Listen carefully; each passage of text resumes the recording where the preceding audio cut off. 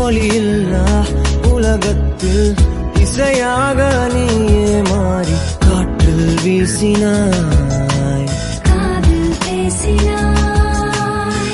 மொழியில்லா மௌனத்தில் விழியாலே வார்த்தை கோர்த்து கண்ணால் பேசினாய், கண்ணால் பேசினாய்.